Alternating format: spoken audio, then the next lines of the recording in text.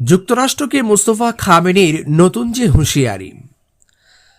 যুক্তরাষ্ট্র ইসরায়েলের যুদ্ধ শুরু হওয়ার পর থেকে পারস্য উপসাগর ও হরমুজ প্রণালীতে একটি নতুন অধ্যায় রচিত হচ্ছে বলে মন্তব্য করেছেন ইরানের সর্বোচ্চ নেতা মোস্তফা খামেনি। এ সময় যুক্তরাষ্ট্রকে হুঁশিয়ারি দিয়ে তিনি বলেন, তেহরান নৌপথের শত্রুকে নির্মূল করবে এবং উপসাগরীয় অঞ্চলকে সুরক্ষিত করতে নতুন বিধিবিধান ও ব্যবস্থাপনা নিয়ে আসবে।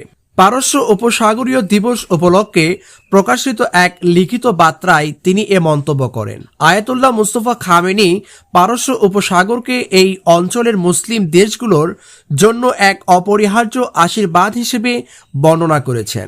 তিনি উল্লেখ করেন, এই জলরাশি এবং হরমুজ প্রণালী আমাদের পরিচয় ও সভ্যতার একটি অংশকে রূপ দিয়েছে এবং জাতিসমূহের সংযোগ স্থল হওয়ার পাশাপাশি বিশ্ব অর্থনীতির জন্য একটি গুরুত্বপূর্ণ ও অনন্য পথ তৈরি করেছে। তিনি মার্কিন ইসরায়েলি আগ্রাসনের কথা উল্লেখ করে বলেন, এই কৌশলগত সম্পদটি বিগত সম্পদগুলোতে বহু শয়তানের লোভকে উস্কে দিয়েছে। ইউরোপীয় ও যুক্তরাষ্ট্রের দ্বারা বারবার আগ্রাসন, নিরাপত্তাহীনতা, ক্ষয়ক্ষতি এবং এই অঞ্চলের দেশগুলোর প্রতি অসংখ্য হুমকির ইতিহাস হলো পারস্য উপসাগরীয় অঞ্চলের বাসিন্দাদের বিরুদ্ধে বিশ্বের দাম্ভিক শক্তিগুলোর অশুভ চক্রান্তের একটি ক্ষুদ্র অংশ মাত্র, যার সর্বশেষ উদাহরণ মহাশয়তান অর্থাৎ যুক্তরাষ্ট্র এর সাম্প্রতিক গুন্ডামি।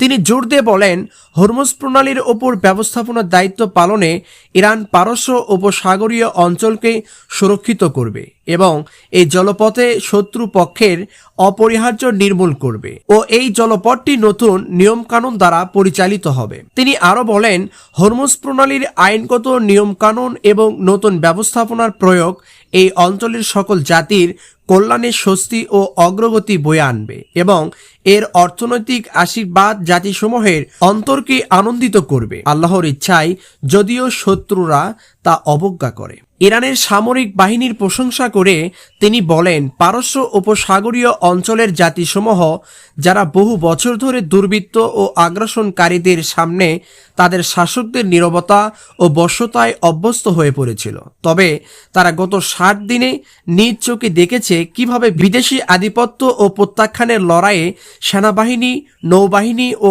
আইআরজিসির সাহসী সেনারা দৃঢ়তা ও সতর্কতার সঙ্গে লড়াই করেছে। তিনি আরও বলেন, ইরানের ওপর চাপিয়ে দেয়া সর্বশেষ যুদ্ধের পর শুধু বিশ্ব জনমত ও এই অঞ্চলের দেশগুলোর কাছেই নয়, এমনকি বিভিন্ন দেশের শাসকদের কাছেও এটি প্রমাণিত হয়েছে। পারস্য উপসাগরীয় অঞ্চলে ভূখণ্ডে আমেরিকান বিদেশিদের উপস্থিতি এবং তাদের ঘাঁটি, গাড়া ও প্রতিষ্ঠা করাই এই অঞ্চলের নিরাপত্তাহীনতার সবচেয়ে গুরুত্বপূর্ণ কারণ।